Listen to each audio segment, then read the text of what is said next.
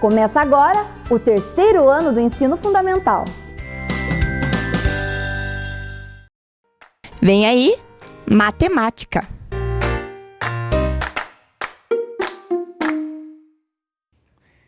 Oi, crianças do terceiro ano, tudo tranquilo com vocês? E aí, prontos para mais uma aula de matemática com a professora Célia? Já deixa o seu material organizado, as atividades que vocês apanharam na escola e vamos aprender mais um pouquinho matemática aí na nossa aula de hoje, certo? E a nossa aula de hoje, crianças, nós vamos rever algumas aulas que nós já tivemos, certo? Então, para quem acompanha as aulas direitinho, que eu espero que você está acompanhando, vocês vão ver que quanto mais as aulas vocês assistirem, mais o campo de conhecimento de vocês vai se ampliando, vocês vão aprendendo muito mais. E vão perceber também que tudo que vocês aprendem em cada aula, vocês podem aplicar em outras aulas, né? Então, é um conhecimento que ele pode ser bastante compartilhado aí. Então, uma das aulas que nós tivemos, o nosso objeto de conhecimento, né, o que nós estudamos foi análise da ideia do acaso. Então, lembram daquela aula de probabilidade, quando a gente participa de um jogo ou de alguma situação em que a gente não pode prever o resultado? Então, observem aqui a imagem, né? Vejam que ali na caixinha eu tenho 6 bolinhas azuis e 6 bolinhas vermelhas. Aqui eu estou vendo as bolinhas, certo? Mas, a partir do momento que eu deixar essa caixa tapada, fechadinha, eu não tenho a mais condições de ver, de saber qual bolinha vai sair. Vejam que eu tenho 6 possibilidades, eu tenho 6 chances de sair azul e 6 chances de sair vermelha, mas será que eu consigo saber qual vai sair se eu pegar a bolinha sem ver? Não. Então, isso é o que a gente chama de evento aleatório, ou seja, eu não posso prever o resultado daquele evento, qual que vai sair ou não, certo? Então, para isso é bem importante a gente prestar atenção, porque nós temos muitos eventos desses que acontecem no nosso dia a dia, certo? E vocês, crianças, receberam aí em casa uma atividade também que fala sobre essa questão, né? Tem lá uma interpretação e tem uma roleta. Observem que nessa roleta, ela é formada por 2 círculos, né? Um círculo menor, onde tem números de 1 a 8, e em volta, ali eles estão divididos em cores que se repetem, certo? Então, no número 1 eu tenho o azul, no 2 o amarelo, no 3 o verde, no 4 azul, no 5 amarelo, no 7 azul e no 8 o verde. No caso aí, a atividade que vocês receberam, vocês vão ter que pintar, porque a professora já mandou com as cores escritas, então vocês pintam para que ele fique coloridinho aqui igual o meu, certo? Mas para isso, crianças, vocês vão observar aqui na bancada que a professora fez essa roleta. Veja que bonitinha, né? E vocês também podem fazer ela em casa. E como que a gente vai brincar com isso? Então, eu vou precisar de um lápis ou uma caneta e, de repente, um clips, né, que pode ser um clips de metal ou não. Então, o que eu coloco? Vejam, eu coloco ali o clips bem no meio, juntamente com o lápis. E aí eu vou girar. Veja, caiu no 2, amarelo. Caiu no 1, azul. Ó, quando acontece dele cair exatamente no meio, e eu fico em dúvida, eu jogo de novo. Olha, agora ele caiu no 8, verde. Eu consigo prever aonde que esse clips vai parar? Não. Por quê? Isso é o que eu chamo de um evento aleatório, ou seja, o que acontece? Eu não consigo prever resultados. Veja que agora ele caiu no 3 verde. Vamos ver se ele cai no 5 amarelo? Não, porque eu não posso prever. Veja que ele caiu no 7 azul. E ó, no 1 azul também. E dessa forma aí vocês podem ir brincando também aí, fazer a roleta de vocês e brincar, certo? E baseado nessa roleta que vocês têm aí na atividade de vocês, é que vocês vão preencher as perguntas ali que estão. Nós vamos interpretar. Então, vejam bem. Número 1, escreva todos os resultados possíveis ao girarmos a roleta. Então, se vocês observarem aqui, quais são todos os resultados que são possíveis que possam acontecer? Então, vocês vão responder. Número 2, escreva as possibilidades do evento obter somente a cor verde. Então, vocês vão olhar ali, né, quais números que correspondem à cor verde e vão ver quais são as possibilidades. E depois, escreva todas as possibilidades do evento não sair a cor verde. Então, aqui nós estamos fazendo uma interpretação, uma análise da nossa atividade, certo? Para isso, crianças, vocês vão ter 4 minutinhos para resolver essa atividade, certo? E já voltamos para a correção.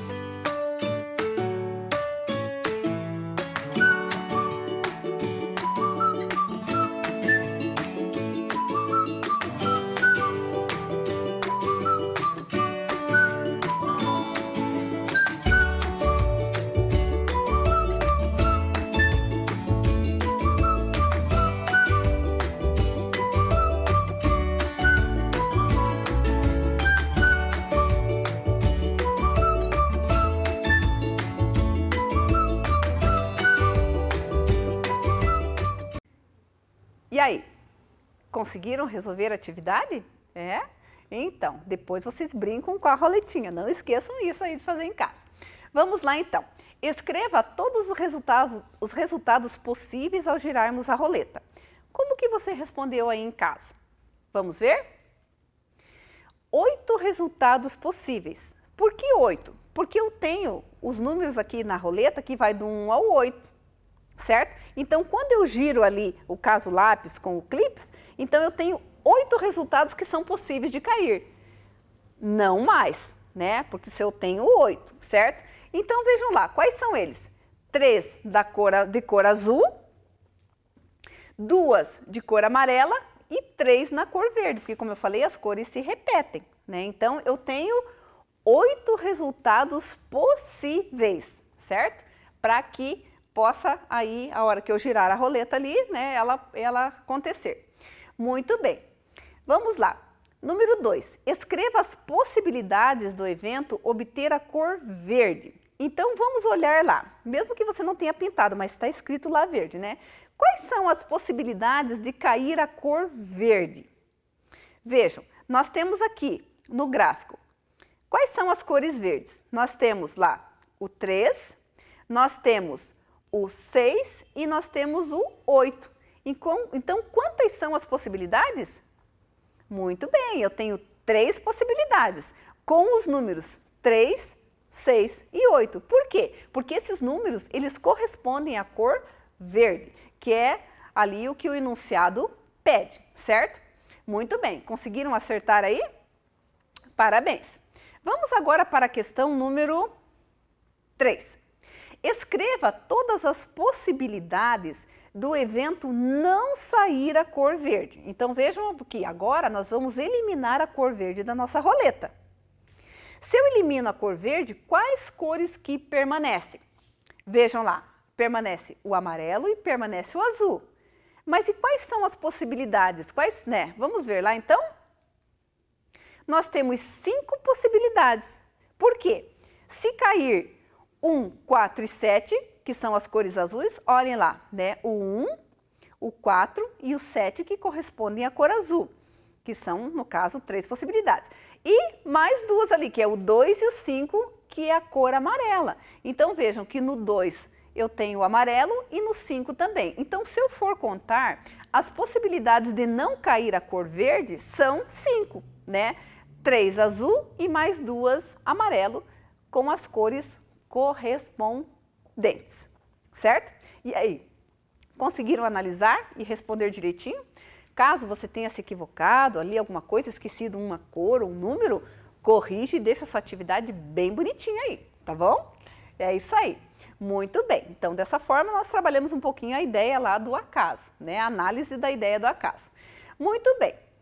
Mas agora, vocês vão lembrar com certeza de uma aula bem legal que nós tivemos sobre planificação de figuras geométricas não planas. Então, a professora trabalhou muito na bancada a planificação, com os sólidos geométricos, tudo. E essa figura que está ali, vocês lembram qual é? Conseguem lembrar? Vejam que ela tem 2 bases que estão sinalizadas na cor amarela. Muito bem. E aí ela tem as faces que se abrem. Então, aqui ela está como um sólido. A partir do momento que eu desmonto, que eu abro, que eu planifico ela, então ela passa a ser uma figura planificada. Muito bem. E vocês lembram qual é o nome dessa figura? Hein? Que forma que ela tem? Lembram? Ela é um prisma de base hexagonal. Por que é um prisma? Porque tem 2 bases, certo? Base hexagonal, porque vejam lá a base que ela tem, lá, a parte amarela, ela tem 6 ladinhos. Então, quando isso acontece, a gente diz que é uma base hexagonal. Por quê? Porque ela tem 6 lados, certo? Então, aí nós temos, né, a nossa imagem como sólido geométrico e depois ela sendo planificada. Lembrando que o sólido geométrico ele possui 3 dimensões. Comprimento, largura e altura. A partir do momento que eu planifico, ele perde a altura. E aí ele fica apenas com 2 dimensões, ele fica bidimensional, apenas com comprimento e largura, certo? Fica bem aí fácil de ver, tá bom?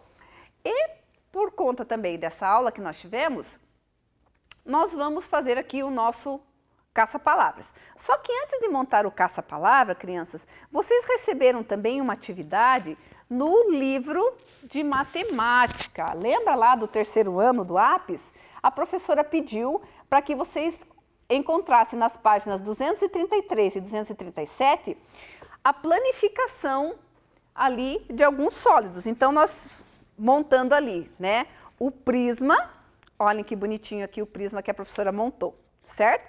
Um prisma de base triangular, certo? Estão vendo aqui a base dele, ó? Então, aqui eu tenho um prisma. Por quê? Porque ele tem duas bases. Eu tenho uma base aqui e uma base aqui embaixo, certo? Em forma de triângulo. Então, ele tem 3 faces laterais em formas retangulares. Por quê? Porque essas 3 faces laterais, elas dependem aqui da base que é triangular. Então, por isso que tem 3 faces laterais. Então, aqui eu tenho um prisma. Esse, ele estava planificado ali no livro e a partir do momento que vocês recortaram e montaram, ele se tornou um sólido geométrico. Vejam, ó, ele tem altura, tá? E também a outra figura é uma pirâmide, só que essa pirâmide de base quadrada, né? Olha aqui, ó, tá? É uma pirâmide. Lembrando que a diferença entre o prisma e a pirâmide é que a pirâmide ela só tem uma base. Só tem essa base aqui, ó, certo?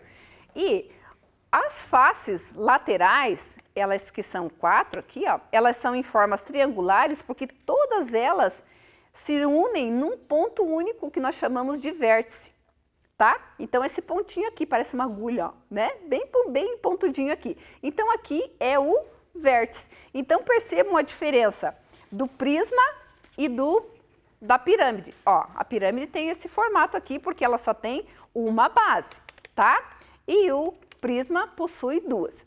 Então, crianças, analisando essa atividade que vocês fizeram, que vocês recortaram e montaram, que eu tenho certeza que está aí nas mãozinhas de vocês, nós vamos fazer a nossa próxima atividade que vocês receberam, que é um caça-palavras. Então, vejam que nós temos aqui algumas palavras que estão soltas ali em volta do caça-palavras. Então, o que vocês vão fazer? Vocês vão encontrar essas palavras ali no nosso caça-palavras e vão pintar, certo? Sempre, por quê? Porque esse caça-palavras ele foi feito baseado nessas 2 figuras aqui, certo? No prisma e na pirâmide, certo? Para isso, crianças, vocês vão ter 4 minutinhos para encontrar as palavras e pintar. E não esqueçam que, a partir do momento que vocês forem encontrando as palavras, vocês vão riscando elas ali, né, em volta para poderem ver ali quais que vocês já encontraram, certo? Então, para isso, vocês vão ter 4 minutinhos.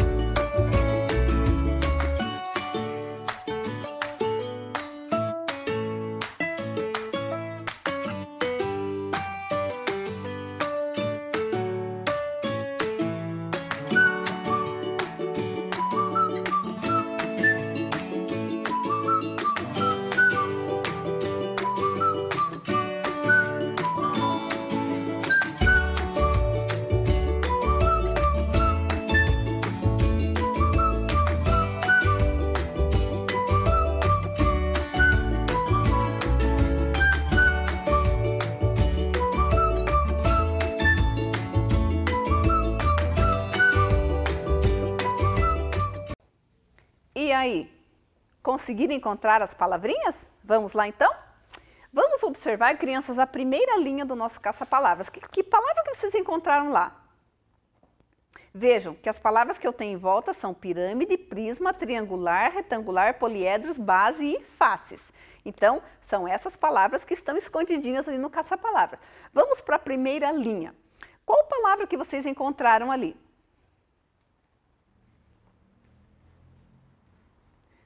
Qual que é? A palavra pirâmide. Muito bem, né? Vocês têm ela aí, né? Nas mãos aí. Então, a palavra pirâmide. A partir do momento que eu encontrei a palavra pirâmide, eu vou fazer o quê? Eu vou riscar ela, porque agora eu já encontrei, eu não preciso mais me preocupar em encontrá-la. Muito bem, vamos para a segunda linha. Vamos lá. No meio de tantas letras ali, nós encontramos a palavra prisma. Muito bem, né? Um poliedro, encontramos a palavra prisma. Onde que ela está lá para nós podermos riscá-la? Porque nós já a encontramos. Muito bem. Agora, vamos para analisar a terceira linha do nosso caça-palavras. Vamos ver?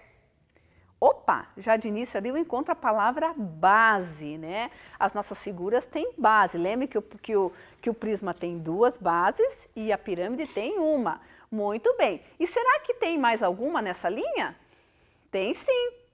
Isso, risca lá e vamos encontrar a próxima, que é faces, né? Lembrando ali das nossas faces, das faces laterais, que a professora já explicou para vocês, né? Como que acontece. Muito bem. Riscou faces, agora vamos para a quarta linha. Na quarta linha, nós temos uma palavra bem grande, que chama-se triangular. Olha aí, né? Base triangular. O nosso prisma tem uma base triangular. Por quê? Porque ela é formada por um triângulo. Muito bem. Riscaram lá triangular? Ótimo. Agora vamos para a quinta linha. Também uma palavra grande que chama-se retangular, né? Muito bem, ali as faces retangulares ali do prisma, certo? Muito bem, então risca lá. E vamos para a última linha. O que nós temos lá? Poliedros, muito bem. Então, os poliedros são classificados entre pirâmides e prismas. Lembrando que poliedros é uma palavra grega, que é a junção de duas palavras, que significa que a figura tem muitas faces, certo? E dessa forma nós riscamos ali e conseguimos então preencher aí o nosso caça-palavras. E o importante, crianças, é que com certeza vocês organizaram essa atividade, vocês fizeram essa atividade observando as figuras, né? Lembrando que nesse formato elas são sólidos, elas são figuras espaciais, eles são sólidos geométricos. A partir do momento que eu desmonto, ou então como vocês encontraram lá no livro, ela estava planificada, ela estava na folha. A partir do momento que você recortou, colou, ela se transformou num sólido geométrico, certo? E agora vocês podem brincar aí com essas figuras aí, né? E sempre estudando, brincando de escolinha com as figuras que vocês têm em mãos.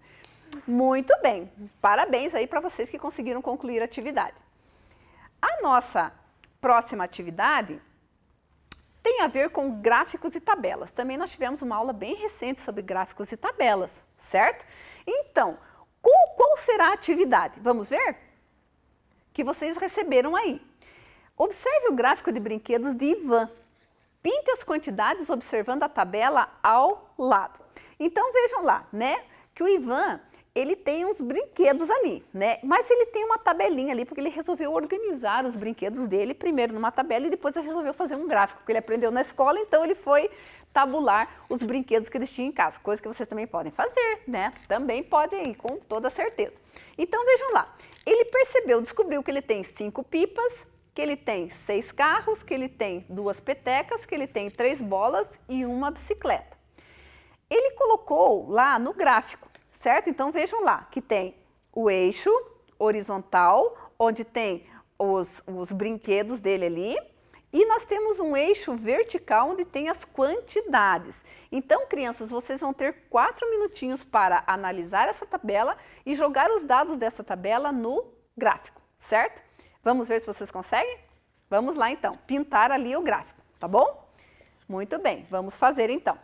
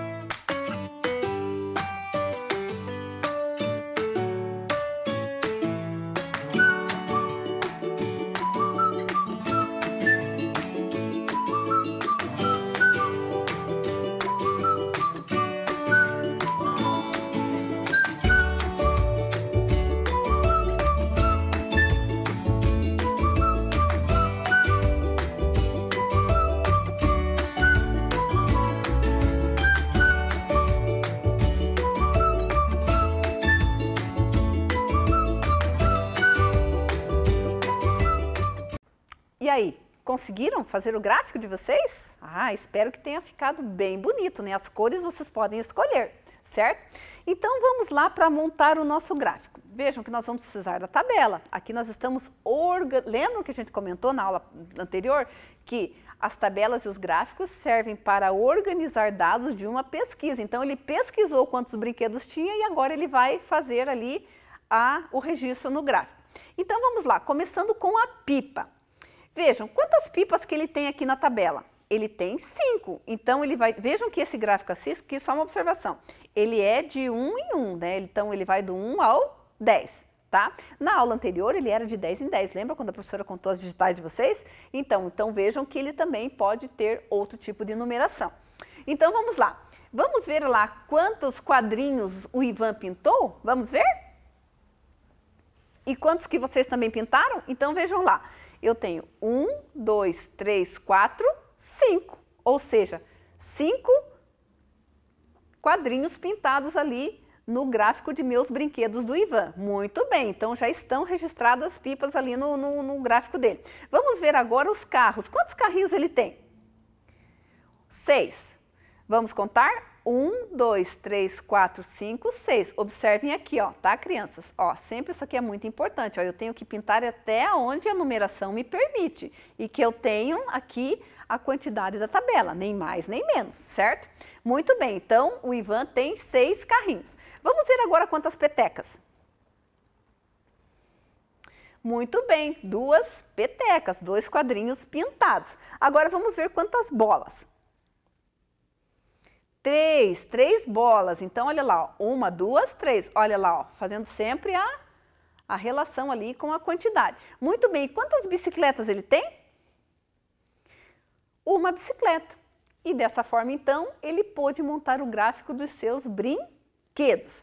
Muito bem. Agora, vamos analisar esse gráfico? Vamos, então, para a atividade seguinte? Essa atividade, crianças, vocês não receberam, então nós vamos fazer aqui juntos, certo? Porque é sempre importante a gente analisar os gráficos que a gente monta, assim, essas tabelas. Vamos lá, então. Vejam que a professora colocou aqui do ladinho o gráfico. Por quê? Porque para que eu possa responder essas questões, eu tenho que olhar no gráfico. Então, eu já coloquei ele aqui do ladinho, né, para facilitar. Então, vamos lá. Letra A. Qual o título do gráfico? O gráfico do Ivan tem título? Tem. Qual que é o título? Meus brinquedos. Muito bem. Vocês colocaram aí também meus brinquedos? Lembrando letra maiúscula, né? Tudo bonitinho.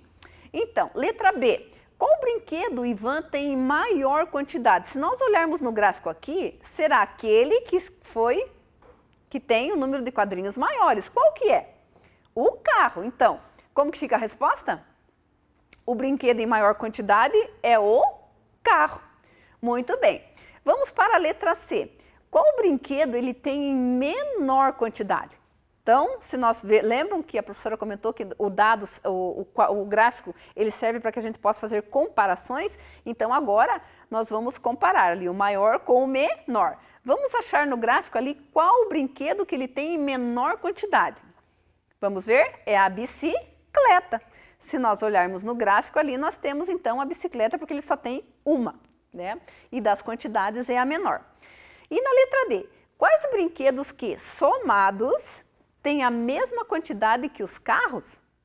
Quais as possibilidades? Então, o que nós temos que observar aqui? Nós temos que ver a quantidade de carros, que são 6, e ver quais as possibilidades de somar os brinquedos para que dê a mesma quantidade do carro, que é 6. O que vocês encontraram aí? Vamos ver? Vamos lá? São eles a pipa e a bicicleta, porque a pipa são 5 quantidades e a bicicleta é 1. 5 mais 1 igual a 6. E a peteca, a bola e a bicicleta. Por quê? Porque a peteca ele tem 3 bolas e uma bicicleta. Então, se eu somar 2 mais 3 dá 5, 5 mais 1 dá igual a 6. Então, quantas possibilidades eu tenho? Eu tenho uma e eu tenho duas. Duas possibilidades de poder aí resolver o gráfico do Ivan, certo? E dessa forma, nós finalizamos as nossas atividades. Espero que vocês tenham acompanhado, com bastante capricho, tenham feito. E é isso aí. Um beijo, fiquem bem e até a próxima aula de matemática com a professora Célia. Tchau, tchau. Vem aí, formação humana, ensino religioso. crianças, tudo bem com vocês? E vamos para mais uma aula de formação humana? E antes disso, vamos relembrar o que nós trabalhamos na aula passada? Vamos ver lá?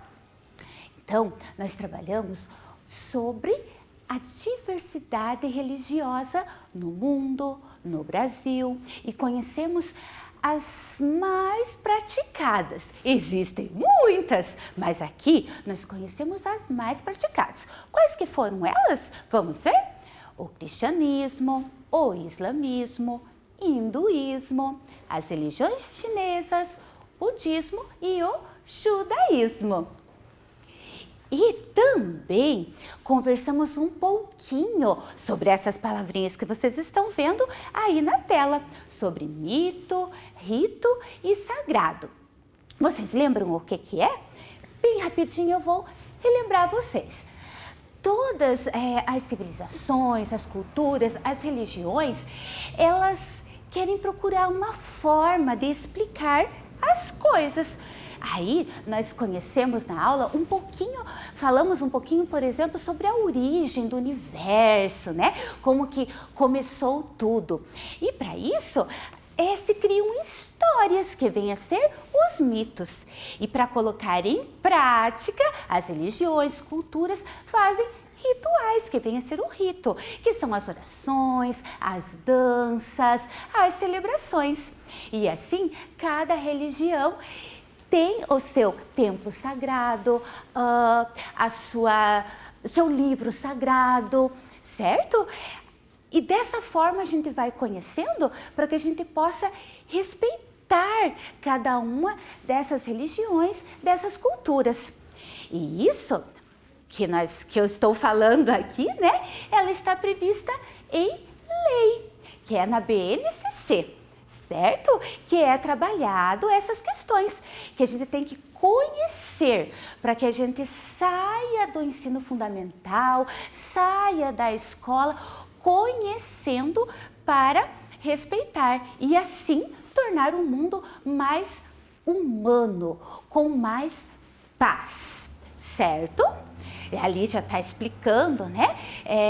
Isso que eu já falei para vocês. Tá bom? Que a gente tem que conhecer, que está previsto em lei, olhem lá na tela, ó, que é um meio de propiciar conhecimento, que tem o direito da liberdade, e no terceiro quadrinho, que está falando da importância do diálogo e do desenvolvimento da formação de valores, princípios éticos e da cidadania. Vejam que importante. E hoje nós vamos continuar conversando sobre esse assunto, só que agora o nosso tema é diversidade aqui no Brasil. E esse tema será apresentado através de um telejornal. Fiquem atentos, não saiam daí, que nós voltamos já já.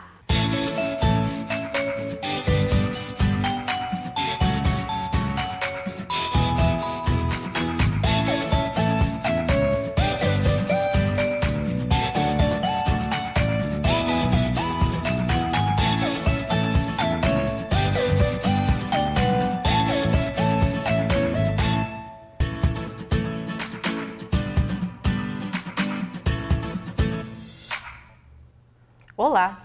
Olá! Seja muito bem-vindo ao Jornal da Formação Humana. Nessa edição, nosso tema é a diversidade religiosa no Brasil. Diversidade são todas as formas diferentes de fé que temos encontrado em nosso país. Hoje vamos conhecer as religiões que possuem maior número de praticantes aqui no Brasil. E vamos começar conhecendo um pouco sobre a religião católica, a mais praticada no nosso país, ouvindo o Padre Joel Lalepa. Padre Joel Lalepa, pároco da Paróquia Santa Terezinha, Igreja Católica. Também trabalho na Rádio Santana e na coordenação da ação evangelizadora da nossa diocese. Ser uma pessoa religiosa para mim é ter a certeza de que a nossa existência está nas mãos de Deus. Nós vivemos neste mundo, mas temos uma intimidade com Deus, estabelecemos com Ele comunhão, descobrimos que Deus é Pai e fazemos uma caminhada como seus filhos, colaborando na sua obra. Significa que nós vivemos não apenas com um olhar para este mundo, mas temos também este olhar para a dimensão maior, que é a existência de um Deus que nos coloca neste mundo e que nos convida para sermos seus colaboradores. Então, ser uma pessoa religiosa é ser uma pessoa temente a Deus, é ser uma pessoa que acredita nesse Deus e que procura servi-lo na pessoa dos irmãos e irmãs, vivendo bem no mundo onde nós estamos. Ser católico, ser cristão, significa estabelecer com Deus uma intimidade de filho e também viver alguns valores, alguns princípios que nós podemos encontrar no creio ou no símbolo da nossa fé. Nós acreditamos e temos como valor fundamental Deus, que é Criador de todas as coisas, Ele que é o nosso Pai, a pessoa e a missão de Jesus Cristo, que é o nosso Salvador, Jesus Cristo que se encarnou, viveu como nós, assumiu a nossa condição humana, se tornou o nosso irmão, morreu na cruz. A morte de Jesus é uma verdade de fé, é um princípio fundamental para nós, mas a morte também que nos leva a acreditarmos na ressurreição de Jesus, a vida nova que brota da sua morte. Acreditamos também, através da encarnação, no papel de Maria, a mãe de Jesus e nossa mãe, na igreja que cuida de nós, toda a doutrina que orienta, que guia a nossa vida, que vai fazendo com que nós aprendamos de que maneira vivermos a nossa fé. Acreditamos nessas verdades e também outros princípios, outros valores que a igreja vai nos ensinando, que o próprio Deus, através da sua palavra, nos ensina. O valor à vida, o princípio fundamental do amor fraterno, do perdão, da construção de um mundo de paz, da solidariedade e outros tantos valores e princípios que nós não podemos abrir mão. Ser uma pessoa cristã, uma pessoa católica, é deixar-se guiar por esses valores e princípios. Observamos com a fala do padre Joel que na religião católica a existência está nas mãos de Deus e é necessário estar em comunhão, isto é, ligado com Deus, Criador, e assim praticar o amor fraterno, perdão, construindo um mundo de paz e solidariedade. Vamos conhecer agora a religião evangélica. Ela é a segunda religião com mais praticantes no Brasil. O pastor Antônio vai nos contar um pouco sobre essa fé e os valores que ela ensina. Quero me apresentar, eu sou o pastor Antônio Carlos Joslin, da Igreja Cristã Renovo, aqui em Ponta Grossa. E professamos uma fé cristã. E o que significa ser uma pessoa religiosa? Na verdade, religião, se nós formos buscar o original desta palavra, vem do latim, significando religione, religare, que é o religar com Deus. O ser humano tem uma necessidade de ter comunhão com Deus. O ser humano, em toda a face da terra, ele busca Deus. E hoje ele busca essa comunhão com Deus. E aí entra a religião, que é o religar com Deus. Mas se prestarmos atenção hoje nessa palavra, ela na verdade não cumpre o seu objetivo de religar o homem com Deus. A religião, pelo contrário, tem afastado o homem de Deus. Por quê?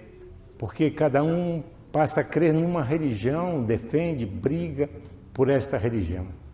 Mas, a bem da verdade, religião nenhuma salva ninguém, religião nenhuma pode levar o homem a Deus. Só há um caminho que pode ligar o ser humano com Deus, o Criador, o Deus Pai, o Todo-Poderoso. E isso o próprio Jesus veio nos ensinando aqui. Quando esteve aqui, ele disse uma frase de suma importância. Ele mesmo disse: eu sou o caminho, eu sou a verdade, eu sou a vida. Ninguém vai ao Pai a não ser por mim. Está aí o grande segredo para nos religar com Deus. Na verdade, são valores ensinados pelo próprio Senhor Jesus Cristo. Ele, quando esteve aqui na terra, ele veio trazendo ensinamentos, ele veio pregando o reino de Deus e mostrando que ele é o caminho que nos leva à vida eterna. Os valores, e se olharmos, ele é o nosso exemplo. Em tudo, ele é o exemplo maior e melhor. Ele fala ali sobre o dom supremo, que é o amor. Ali o apóstolo Paulo vai dizendo, de nada adianta o homem falar a língua dos anjos, a língua dos homens, ter uma fé capaz de remover montanhas, ser capaz de doar-se a si mesmo para ser queimado vivo, se ele não tiver o amor. Não adiantou nada. Então esses valores se resumem nesse dom supremo. Isso é uma obra que não provém do homem, não nasce espontaneamente do homem. É aquele que realmente conhece Jesus, se rende a Ele, entrega a vida para Ele, ele recebe o Espírito Santo de Deus, e o Espírito Santo de Deus é que vai gerando isso. Vimos então que a religião evangélica acredita em Jesus Cristo como o caminho que pode levar o ser humano a se ligar com Deus. Tem Jesus como exemplo e segue seus ensinamentos. Seu principal valor, o dom maior, o dom supremo, é o amor. E agora, com Olívia Mara Savi, vamos conhecer a terceira religião mais praticada, que é o Espiritismo. Meu nome é Olívia Mara Savi, eu desempenho minhas atividades dentro da doutrina espírita, na Sociedade Espírita Francisco de Assis de Amparo aos Necessitados, conhecida como CEFAM. Ser uma pessoa religiosa na doutrina espírita significa amar a Deus sobre todas as coisas, amar ao próximo como a si mesmo, e seguir os mandamentos de Jesus Cristo na prática da caridade, que compreende a benevolência para com tudo, a indulgência para as faltas e o perdão para as ofensas. Após a fala de Olívia, aprendemos que para o Espiritismo, os praticantes devem amar a Deus sobre todas as coisas e ao próximo e a outra pessoa como a si mesmo e seguir os ensinamentos de Jesus na prática da caridade. Conheceremos a seguir a religião da Umbanda. Ela é a quarta religião com mais praticantes em nosso país. O sacerdote Bruno vai nos contar um pouco sobre sua crença. Primeiramente, um salve a todos que estão assistindo. Meu nome é Bruno dos Santos Grube, eu sou um sacerdote umbandista e dentro da nossa concepção, dentro do estudo e da teologia que a gente faz também na Umbanda, a base da Umbanda é a manifestação do Espírito para a prática da caridade. Então, ser um umbandista é ser alguém disposto a praticar essa caridade e dar espaço para que os espíritos e os amigos espirituais venham para nos ajudar, para nos auxiliar e nos orientar. Também nos inspirar a fazer as coisas da melhor maneira possível, sempre pensando numa expansão da nossa consciência e do nosso entendimento das coisas do nosso dia a dia e das nossas coisas pessoais internas também. Os principais valores estão centrados na prática da caridade, do respeito ao próximo, do amor próprio, porque você só pode dar aquilo que você tem. Então, para você conseguir oferecer amor aos outros, você precisa ter amor dentro de você. Assim como eu já disse, a manifestação do Espírito para praticar a caridade. Para você praticar a caridade, você tem que estar preenchido dessa caridade dentro de você também.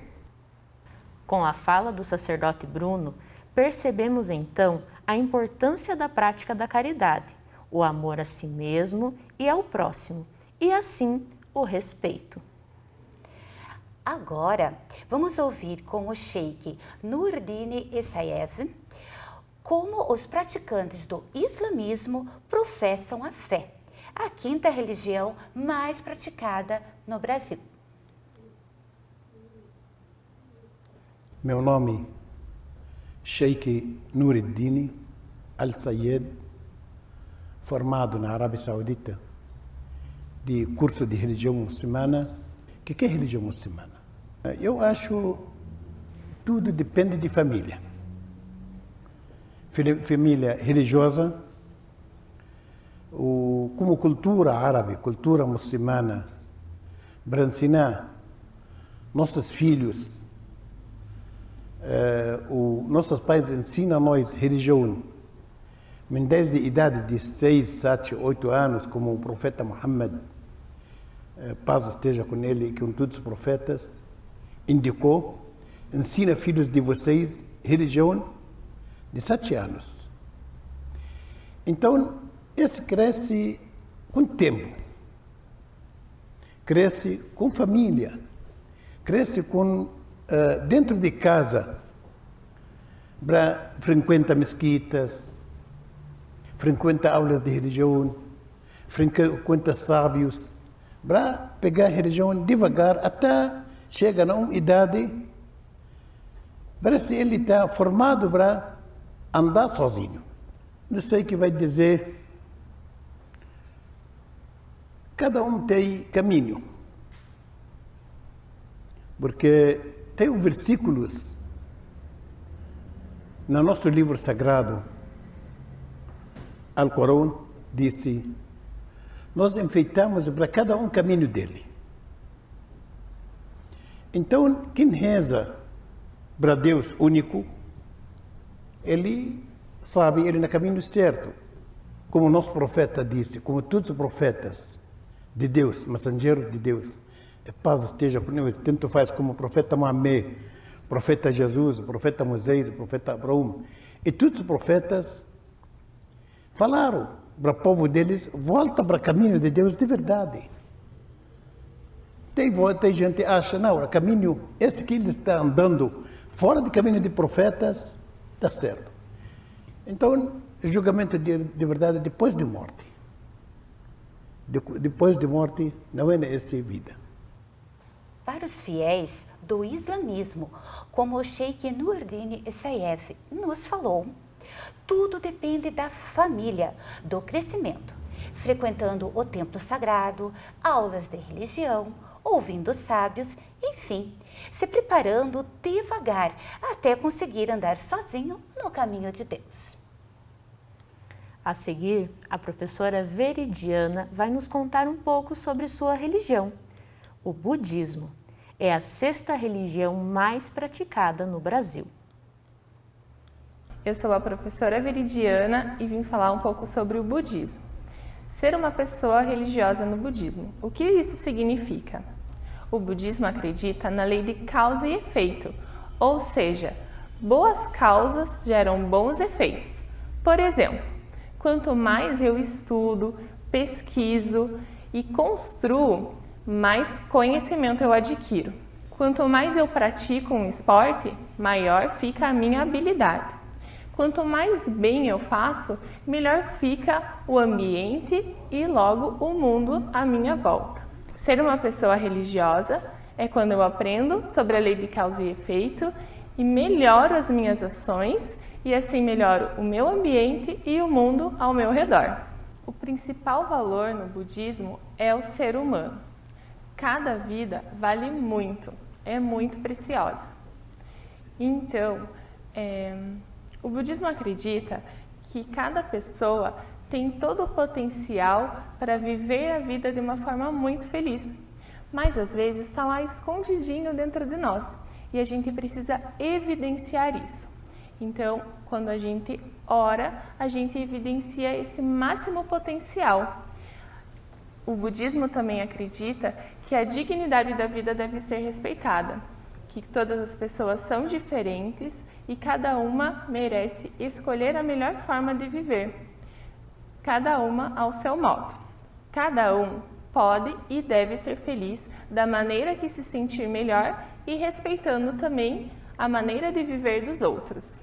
Acreditamos que a dignidade da vida é a consolidação de uma paz duradoura, conquistada por meio da felicidade plena de cada indivíduo. Vimos que o budismo ensina sobre o valor do ser humano e da vida. o respeito a todos e que com boas atitudes podemos melhorar o mundo ao nosso redor. Nosso Brasil é muito grande, nele podemos encontrar diversas manifestações de fé e hoje conhecemos um pouco sobre as religiões que são mais praticadas em nosso país. Para encerrar esse tema, chamamos nossa repórter Amora, que está numa entrevista com o professor Luiz Fernando. Ele irá nos comentar sobre toda essa diversidade religiosa do nosso país. Olá, professor Fernando! Que prazer fazer essa entrevista com você! Você pode nos falar um pouco sobre o quanto a diversidade religiosa no Brasil é importante? Oi, Amora, tudo bem? É um prazer falar com você também. Então, a diversidade religiosa no Brasil ela é muito importante porque é só a gente vendo a quantidade de religiões que existem em nosso país, né, quantas crenças, o quanto as pessoas acreditam em diversas coisas, é que a gente pode entender o quanto o nosso país recebeu várias culturas, né? Então vocês devem lembrar, o professor já comentou em algumas aulas aí com vocês e com as crianças do Vem Aprender, que lá no comecinho da nossa história, os povos indígenas estavam aqui. E todos esses povos, que são muito diferentes entre si, já tinham as suas crenças.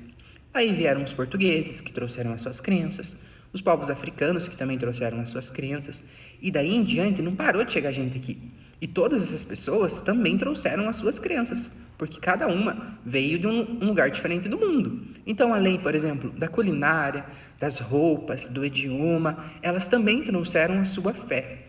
Por isso, é muito importante que a gente pratique o respeito, que a gente entenda a importância de respeitar e tolerar, né, no caso, as diferentes religiões, porque é só assim que a gente vai conseguir construir um mundo com paz. E além disso, a gente também precisa aprender que existem pessoas que não acreditam, que não têm uma fé religiosa. E não é por isso que elas são pessoas más. Até porque não é porque a religião não é a garantia de que as pessoas vão ser ou não boas. Ela é um caminho que leva ao amor, mas não é o único. Então, a gente precisa respeitar tanto as religiões que são diferentes daquelas que a gente tem, né, que a nossa família nos ensina, e como também respeitar as pessoas que também não tenham nenhuma religião, certo? Então, ela é muito importante, porque quanto mais religiões existiam em um determinado local, mais a gente pode descobrir o quanto esse povo é diverso. E no caso do Brasil, nós somos muito diversos. Ninguém pensa igual, ninguém age igual, né? Então, a gente precisa sim respeitar as crenças e até mesmo a falta de crença. Um abraço. Tchau, tchau. Muito obrigada, professor Fernando, por sua participação em nosso jornal. E agora eu chamo a apresentadora Kelly. É com vocês aí no estúdio, Kelly. Muito obrigada, repórter Amora, por essa reportagem preparada sobre o assunto com o professor Luiz Fernando.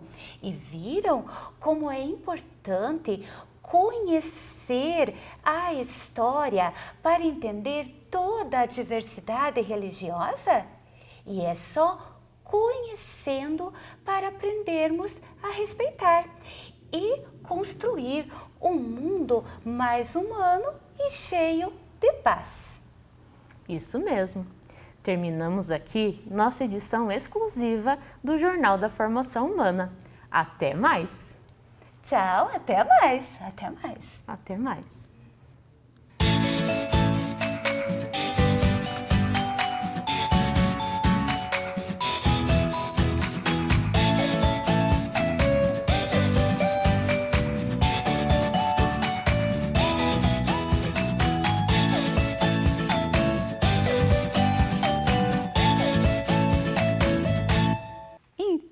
Crianças, gostaram do nosso jornal? Ah, eu tenho certeza que sim! Eu gostei! Aprendi bastante sobre a diversidade religiosa aqui no Brasil.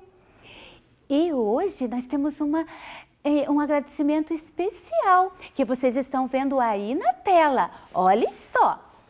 Nós gostaríamos de agradecer à professora Adriane de Oliveira Bueno.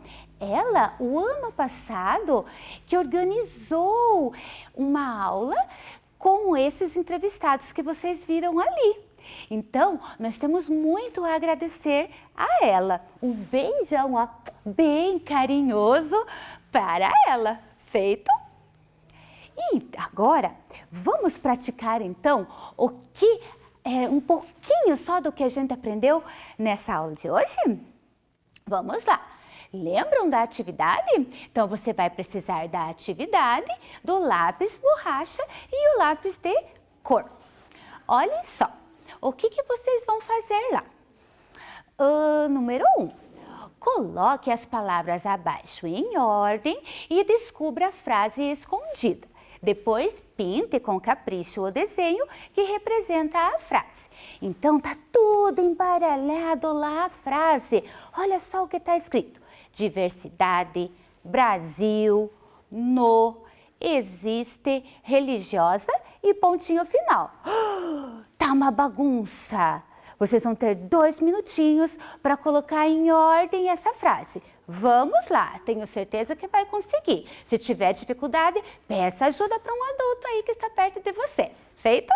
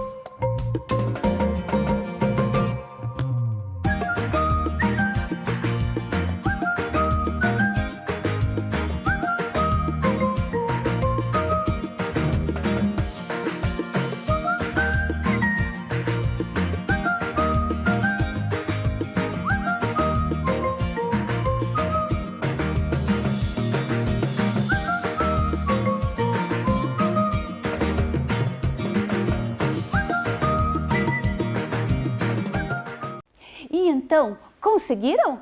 Ah, tenho certeza que sim. Vamos corrigir então? Vamos lá? Como será que ficou essa frase? Olha só, apareceu tudo de uma vez só. Corrijam aí para ver se está certo. No Brasil existe diversidade religiosa. Pontinho final. Acertaram? Tenho certeza que sim.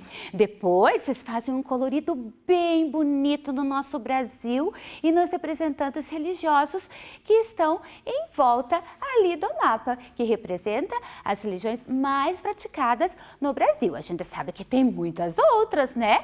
Vocês vão pensando na de vocês, aí na casa, na família, com os amigos. Feito? Mas hoje nós aprendemos sobre essas. Joia? Então agora vamos terminar a nossa aula com a nossa frase. Juntos podemos construir um mundo mais humano. Tchau, até a próxima aula. Se cuidem. Um beijão carinhoso para vocês. Ah, e também da professora Milene. Ela deixou um beijão e um abraço bem carinhoso em cada um aí. Vem aí, língua portuguesa.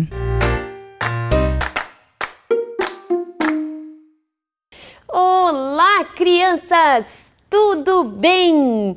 Hoje nós estamos encerrando o nosso ciclo de histórias do livro dos contadores de histórias, que é o Relicário de Histórias.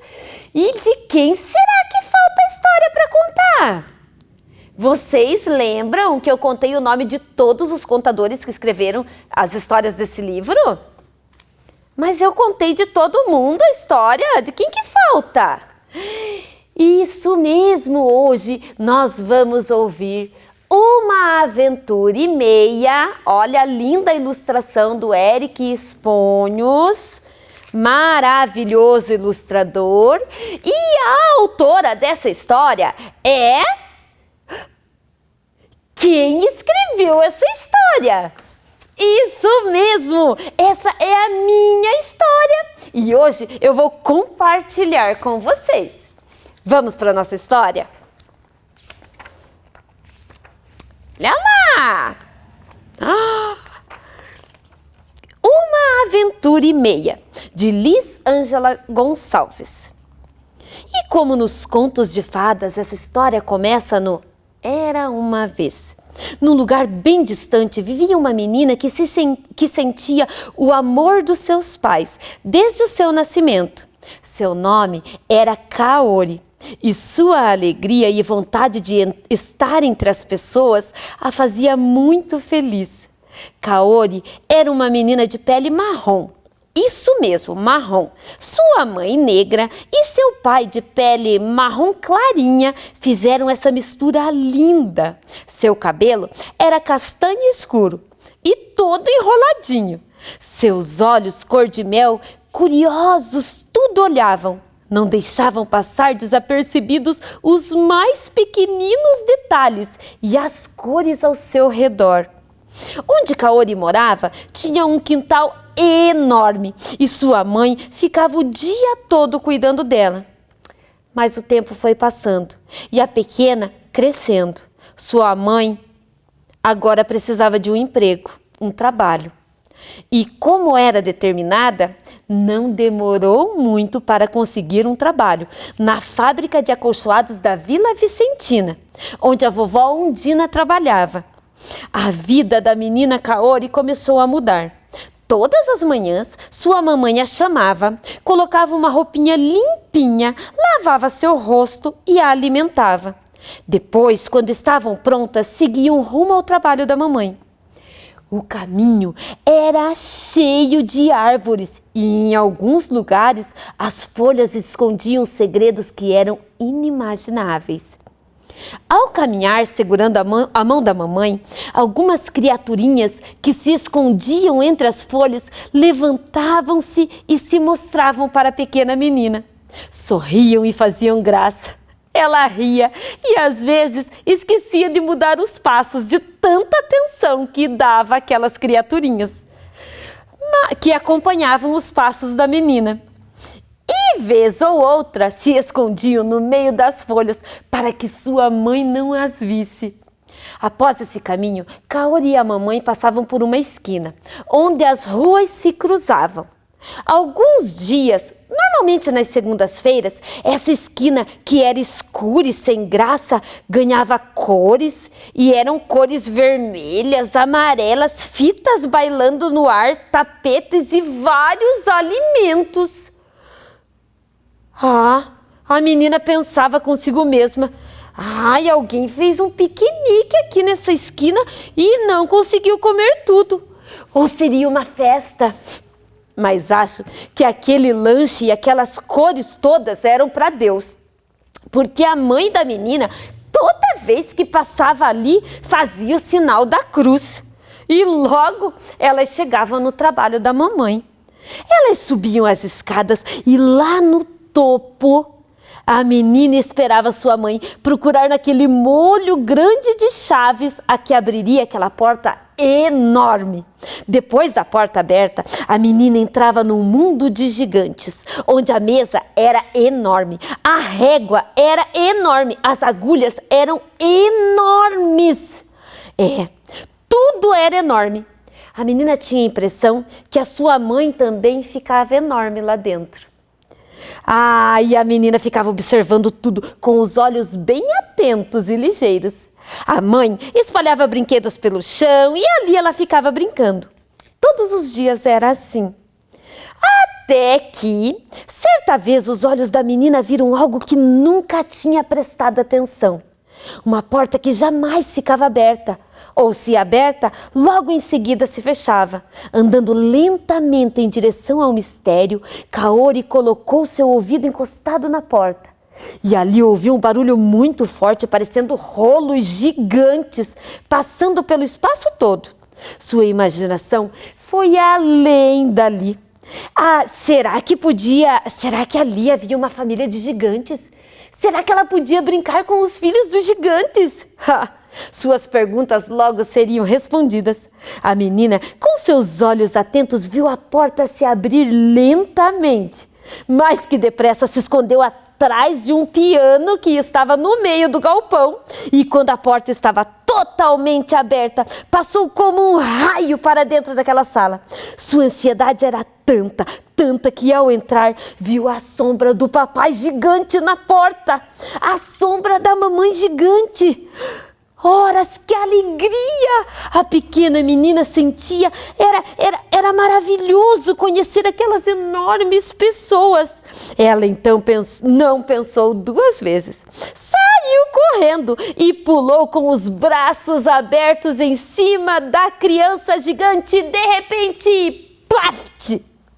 Caiu no monte de lã de carneiro que estava amontoada, esperando para ser desfiada para a confecção de novos acolchoados. O tombo que ela levou não doeu nada. A decepção dessa hora perdurou durante algum tempo. Porém, Kaori sabia que havia outros espaços a serem explorados e esse era só o início de uma aventura. E aí, gostaram da história da Prof. Liz? E agora, vamos fazer a nossa atividade? Vamos lá? Vamos ler a nossa frase?